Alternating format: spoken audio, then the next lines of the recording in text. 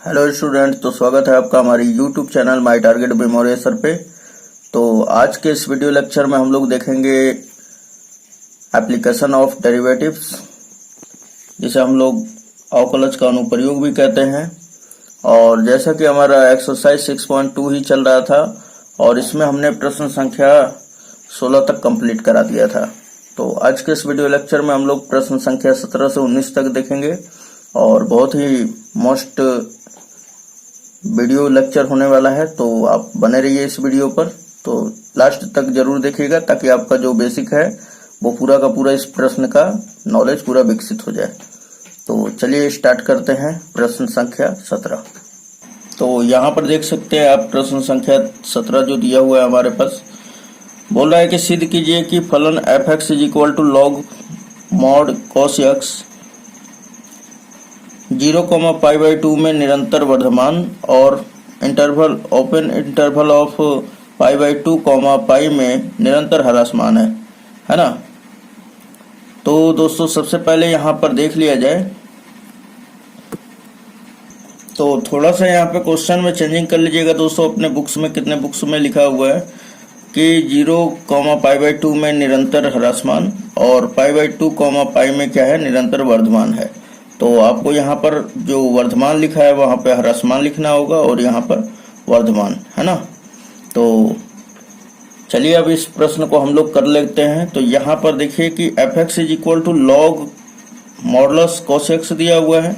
तो मॉड से कोई लेना देना नहीं है, ठीक है ना, इसको सिंपली आप लिख सकते हैं। तो यहाँ पर लिखेंगे कि चूंकि दिया है, क्या दे दिया है दोस्तों, तो f(x) =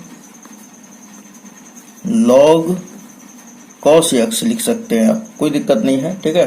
बस ये मोड लगा दिया जाता है कि ये प्लस में ही इसका मान है, ये इसका मतलब है ना। तो सबसे पहले हम लोग वर्धमान या ह्रासमान को चेक करने के लिए क्या करते हैं हम लोग, तो f' निकालते हैं, मीन्स ये कि अवकलन निकालते हैं, है ना। तो चलिए अवकलन निकाल लेते हैं हम लोग। तो ये क्या हो जाएगा, f' = क्या हो जाएगा, log x का जब हम लोग अवकलन करते हैं तो 1/x होता है, लेकिन यहाँ पर क्या है, cos x है, तो 1/ क्या हो जाएगा, cos x। उसके बाद cos x का जब हम लोग अवकलन करेंगे, ये तो log x का हुआ, अब x का भी अवकलन करेंगे तो x का, यानी कि यहाँ पे x की जगह पे क्या है, cos x, तो cos x का क्या होता है, माइनस का sin x। तो यहाँ पे लिख लेंगे कि माइनस का sin x हो जाता है cos x का अवकलन। तो अब अगर आगे देखा जाए तो sin x बटा में cos x क्या होगा, माइनस का tan x, है ना। ये माइनस ये वाला है जिस कारण है। तो फाइनली हमें f' = क्या मिल गया, f' = माइनस का tan x। इतना आपको क्लियर हो गया होगा। अब देखिए सबसे पहले कि हम लोग चेक कर लेते हैं कि अंतराल पहला वाला में, ये पहला हमारा कि 0 और 90, यानी कि π/2 का मतलब होता है क्या, 90 डिग्री। 0 और π/2 में निरंतर ह्रासमान, है ना, पहला सिद्ध करना है। और दूसरे वाले में क्या सिद्ध करना है कि π/2 और π में क्या है हमारा f(x) निरंतर वर्धमान है। तो अब हम लोग लिख लेंगे यहाँ पर कि चूंकि अंतराल पहला वाला देखेंगे कि 0,π/2 में, तो यहाँ पे लिखेंगे कि चूंकि अंतराल 0,π/2 में, तो यहाँ पे हमने लिख दिया कि चूंकि अंतराल 0,π/2 में f' जो होगा, अब देखिए यहाँ पर कि f' तो यही है और tan x का मान, हम केवल खाली tan x का बात कर रहे हैं, ये माइनस आगे लगा हुआ है। तो 0 और 90 के बीच का कोई भी वैल्यू अगर यहाँ पर रखा जाए, है ना, कोई भी वैल्यू यहाँ पर रख दिया जाए तो क्या हो जाएगा दोस्तों कि ये tan x तो हमेशा प्लस में ही आएगा, tan x क्या आएगा, प्लस में आएगा। लेकिन यहाँ पर ये माइनस जो है इस tan x को क्या कर देगा, ऋणात्मक कर देगा। मतलब ये कि ये क्या आ जाएगा, माइनस में आ जाएगा, है ना। तो हम लोग क्या कर सकते हैं कि जो माइनस tan x यहाँ पे f' होगा वो 0 से छोटा हो जाएगा। आप संख्या रेखा जानते हैं ना, ये संख्या रेखा होता है जिसपे 0 ये है और इधर क्या होता है, बाएं साइड की दूरियां सब ऋणात्मक होता है और 0 से दाएं साइड की दूरियां क्या होता है, प्लस का होता है। फिर से बताते हैं, 0 से दाएं तरफ की जो दूरियां होती है प्लस में होती है, 0 से बाएं तरफ की जो दूरियां होती है माइनस की होती है। तो कहने का मतलब है कि जो एफ डैश एक्स का मान मिलेगा वो तो ऋणात्मक मिलेगा ना। जब ऋणात्मक मिलेगा तो फिर एफ डैश एक्स जो होगा वो लेस देन 0 होगा, है ना। और जब F dash x less than 0 होगा तो इसका मतलब क्या हुआ कि जो एफ एक्स है हमारा वो क्या हो जाएगा, निरंतर ह्रासमान हो जाएगा। किस अंतराल पर, तो 0,π/2 पर, है ना। तो ये बात लिख लेंगे हम लोग। तो यहाँ पे हमने लिख दिया, इसलिए एफ एक्स निरंतर ह्रासमान होगा। अब देखिए क्वेश्चन नंबर नेक्स्ट देखते हैं हम लोग इसी में का। तो अब चेक करना है हमको कि π/2 और पाई में निरंतर वर्धमान होता है ना। तो यहाँ पर देखिए कि सिंपली अगर हम लोग देख लें कि तथा अंतराल, यहाँ पे लिख लेंगे कि तथा अंतराल किसमें, तो π/2 से पाई में, π/2 से पाई में एफ डैश एक्स कैसा प्रकृति है इसका। तो एफ डैश एक्स का मान देखते हैं कि क्या आता है। तो यहाँ पर ध्यान दीजिएगा कि ये हमारा एक अंतराल है ना, अंतराल कह रहे हैं, ये चतुर्थांश है। और tan x जो होता है खाली केवल 180 और 270 के बीच में ही क्या होता है, प्लस में होता है यहाँ पर, है ना। और यहाँ पे देखा जाए तो 90 और 180 के बीच में क्या होगा, ये 90 हो गया और यहाँ पे 180 हो गया। तो यहाँ पे तो tan x क्या होगा, ऋणात्मक होगा। कुछ भी मान रखिएगा तो tan x का यहाँ पे दूसरे चतुर्थांश में क्या आएगा, ऋणात्मक। तो जब ऋणात्मक आएगा तो यहाँ पर अगर हम लोग रख दें tan x का मान -1 ही रख देते हैं मान के चलिए, तो माइनस और ये माइनस क्या हो जाएगा, प्लस हो जाएगा। तो मतलब कि ये यहाँ से अंतराल 90 से लगाई और 180 डिग्री के पास आपका ऋणात्मक मिलेगा, और पहले ही से माइनस में ऋणात्मक यहाँ पर लगा हुआ है, तो माइनस और माइनस प्लस हो जाएगा, जिस कारण क्या हो जाएगा, ये वर्धमान ही मिलेगा, यानी धनात्मक ही मिलेगा। मीन्स ये कि 0 से बड़ा ही मान मिलेगा। तो यहाँ पे लिख देंगे कि तथा अंतराल π/2, पाई में एफ डैश एक्स जो है इज ग्रेटर देन 0 होगा। और जब इज ग्रेटर देन 0 होगा तो हम क्या कर सकते हैं, इसलिए एफ एक्स जो है निरंतर क्या हो जाएगा दोस्तों, निरंतर वर्धमान हो जाएगा।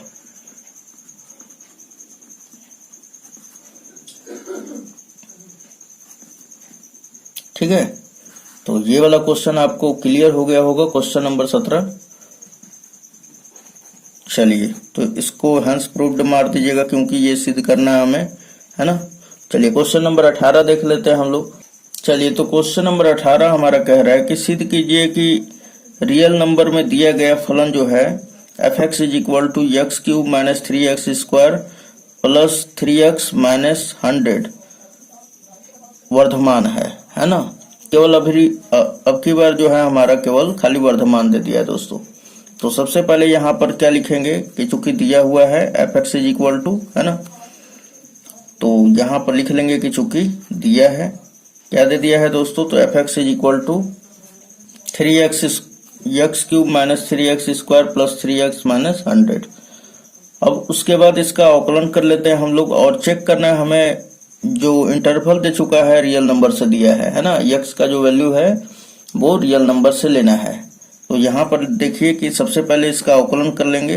तो अवकलन करेंगे x के सापेक्ष, तो ये निकलेगा हमारा एफ डैश एक्स। उसके बाद अगर आप देखें यहाँ पर x³ का क्या हो जाएगा 3x²। क्यों होगा दोस्तों, क्योंकि ये x to the power n के रूप का है ना। तो आप जानते हैं ना x to the power n का जब अवकलन होता है तो क्या होता है, तो ये पावर जो होता है नीचे आ जाता है, उसके बाद x to the power n में से 1 घट जाता है ना। सो वही हमने यहाँ पर भी किया। तो ये 3x² माइनस ये 6x हो जाएगा प्लस 3 हो जाएगा। इतना कर लेने के बाद अब क्या करते हैं कि हम लोग कि जो एफ डैश एक्स है उसमें हम लोग x का मान रख के देखेंगे रियल नंबर से, है ना। तो रियल नंबर से जब रखेंगे तो हमारा अगर धनात्मक आ जाता है तो वो क्या होता है 0, और धनात्मक आएगा तब तो वो वर्धमान होगा, है ना। यानी कि 0 और 0 से बड़ा हो गया तो वो क्या हो जाएगा, हमारा वर्धमान हो जाएगा। तो यहाँ पर देखिए कि सबसे पहले जो अंतराल है, चूंकि x जो है बिलोंग कर रहा है r से, है ना, पर f डैश x कैसा निकल रहा है, तो आइए यहाँ पर अब रख के देखते हैं। तो रियल नंबर में से कोई भी संख्या अगर यहाँ पर रख दिया जाए, है ना, मान के चलिए कि 1 रख दिया जाए। 1 जब रख देते हैं तो यहाँ पे क्या होता है 3, और यहाँ पर रख लेते हैं हम लोग। तो हम आपको रफ साइड में थोड़ा सा समझा दें, उसके लिए यहाँ पर थोड़ा सा ध्यान दीजिएगा कि यहाँ पर हमने क्या किया कि मान के चलिए कि यहाँ पर 1 रख दिया, है ना, यहाँ पर 1 रख दिया, तो ये 3 इंटू 1 का स्क्वायर माइनस 6 इंटू 1 प्लस 3। अब देखिए 1 का स्क्वायर 1 ही होगा, 3 में 1 का गुणा होगा तो 3 हो जाएगा, 3 और ये 3 6 हो गया, माइनस 6 प्लस 6 कट के क्या आ जाएगा हमारा पोर्शन 0 मिल जाएगा, है ना। उसके बाद अगर यहाँ पे देखें तो यहाँ पे f डैश x का जो मान आ रहा है वो क्या मिल रहा है हमें, तो 0 भी मिल रहा है। क्या मिल रहा है हमें, 0 भी मिल रहा है। अब दूसरा नंबर अगर हम लोग 2 रख दे तो यहाँ पर रख के देखिए, यहाँ पर 2, तो 3x स्क्वायर का मान क्या हो जाएगा, x का मान 2 का स्क्वायर, फिर माइनस का 6, और यहाँ पर 2 रख दीजिएगा, फिर प्लस 3 है ना। तो यहाँ पे देखा जाए तो 2 का स्क्वायर क्या होगा, 4 4 तिया 12 हो जाएगा, फिर 6 दूना 12 और प्लस 3, और ये कट गया हमारा, यहाँ पे क्या आ रहा है प्लस का 3 आ रहा है ना। तो यानी कि हम कह सकते हैं कि चूंकि x बिलोंग कर रहा है r पर और f डैश x जो है इज ग्रेटर देन है r इक्वल टू है 0 से, यानी कि f डैश x का मान जो है 0 से बड़ा भी है और 0 भी है ना। तो हम क्या कह सकते हैं, अतः फलन क्या हो जाएगा दोस्तों, फलन fx वर्धमान होगा, केवल वर्धमान के लिए greater than or equal to दोनों होना चाहिए तभी होगा, है ना, वर्धमान है। और ये क्या हो जाएगा, हैंस प्रूव्ड। तो उम्मीद है ये आपको समझ में आया होगा। चलिए क्वेश्चन नंबर 19 देख लेते हैं, बहुत ही आसान क्वेश्चन और ऑब्जेक्टिव है, बहुत ही अच्छा है। तो चलिए क्वेश्चन नंबर 19 देखते हैं हम लोग। तो यहाँ पर देखिए कि निम्नलिखित में से किस अंतराल में y is equal to x square into e to the power minus x वर्धमान है ना। तो सबसे पहले हम लोग यहाँ पर देखिए कि क्या क्या दिया हुआ है कि हमारे पास तो फलन तो दे दिया है, दूसरा नंबर ये बोल रहा है कि वर्धमान भी है। तो आपको इसमें अंतराल बताना है कि किस अंतराल में जो है y जो है हमारा जो फलन y है वो क्या है, वर्धमान है। तो आपको इसमें से इंटरवल बताना है। तो सबसे पहले हम लोग जो दिया हुआ है वो लिख लेते हैं। तो यहाँ पे चूंकि क्या दिया हुआ है इसे हम आपको हल करके अच्छी तरह से समझा देते हैं। तो y बराबर दिया है x square e to the power minus x, है ना। अब इसका हम लोग अवकलन कर लेते हैं दोस्तों। तो d y over d x हो जाएगा इज इक्वल टू क्या होगा, ये u इंटू वी पे है तो u बाहर हो जाता है, यानी एक्स स्क्वायर क्या होगा बाहर, और E to the power minus X का होगा अवकलन तो क्या होगा E to the power minus X ही होगा। लेकिन फिर माइनस एक्स का होता है तो क्या होता है माइनस का 1, है ना। एक्स का अवकलन क्या होता है 1। उसके बाद फिर चलिए ये वाला आपकी बार बाहर किया, आपकी बार ये वाला v को बाहर करेंगे तो plus e to the power minus x बाहर, और एक्स स्क्वायर का अवकलन करेंगे तो क्या हो जाएगा 2x हो जाएगा। फाइनली अगर हम लोग इसे लिखें तो ये हो जाएगा -1 का गुणा इन सब में करेंगे तो x square e to the power minus x हो जाएगा, और प्लस ये क्या हो जाएगा 2x और E to the power minus x हो जाएगा। अब इन दोनों में से अगर हम देखें तो क्या क्या कॉमन है, तो कॉमन है हमारा E to the power minus X common है और एक्स दोनों में है। तो यहाँ पे लिखेंगे एक्स कॉमन है और E to the power minus X भी कॉमन है।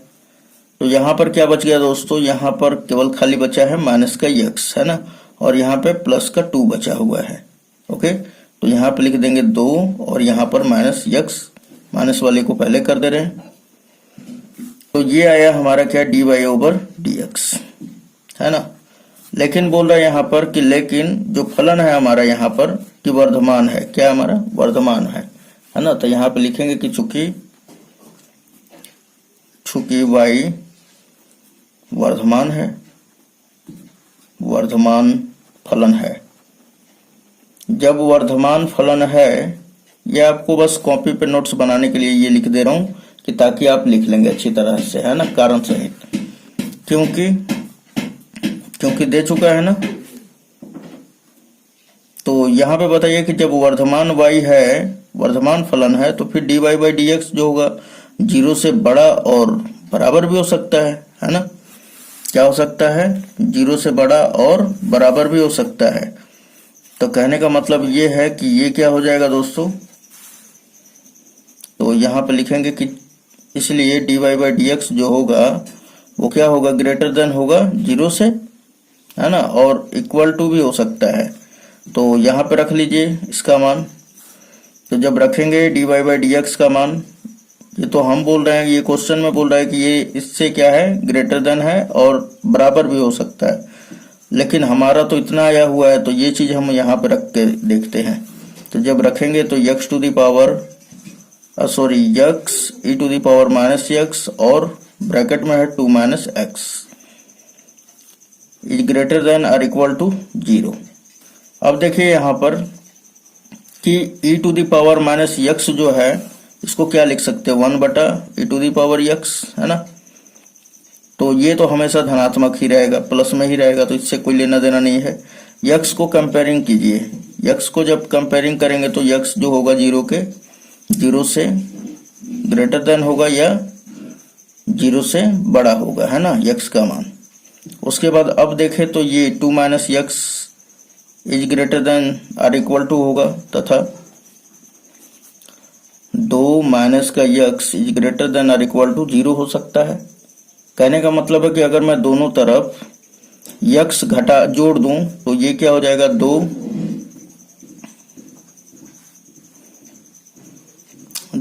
इज ग्रेटर देन और इक्वल टू क्या हो जाएगा, यक्स हो जाएगा। यानी यक्स का जो मान होगा 2 से छोटा या 2 के बराबर होगा, है ना। तो कहने का मेरा मतलब ये है कि यहाँ पे यक्स का वैल्यू क्या आ रहा है, यक्स का वैल्यू आ रहा है कि 0 से बड़ा होगा और 2 से छोटा या 2 के बराबर होगा। तो यानी कि यक्स का जो मान होगा वो बिलोंग करेगा किसमें से, अंतराल से, तो ये 0, है ना। यानी कि इस तरह हम लोग बना ले कि यक्स इज 0 से ग्रेटर देन और इक्वल टू होगा, और ये हो सके तो 2 से बराबर भी हो सकता है, 2 से छोटा भी हो सकता है ना। तो यहाँ पर देखिए कि सबसे पहले हमारा जो इंटरवल बन के आएगा, हमारा क्या बन के आएगा, तो 0,2 बन जाएगा, ठीक है। यानी यक्स जो है बिलोंग करेगा किसमें से, तो 0,2 से। तो यहाँ पे देखिए कि इंटरवल है क्या, तो option number D is the right answer, है ना, 0,2 में होगा। तो उम्मीद है दोस्तों आपको ये पूरा वीडियो लेक्चर समझ में आया होगा। तो चलिए मिलते हैं नेक्स्ट वीडियो में। और भी पूरा वीडियो देखने के लिए डिस्क्रिप्शन को जरूर चेक करें, ताकि आपका प्रिपरेशन में पूरा हेल्प हो सके, ठीक है। और हमने आपका हेल्प करने के लिए पूरा का पूरा कोशिश किया है कि आपको ये पूरा समझ में आ जाए। फिर भी अगर कोई प्रॉब्लम हो रहा है तो इस वीडियो को पॉज करके फिर से पीछे से देखें, ताकि आपका पूरा कॉन्सेप्ट क्लियर हो जाए। और डिस्क्रिप्शन में सारा वीडियो का लिंक दिया हुआ है प्लेलिस्ट का, जिससे आप अपना प्रिपेयर जो है कर सकते हैं अपने आप को। तो चलिए मिलते हैं नेक्स्ट वीडियो में, धन्यवाद।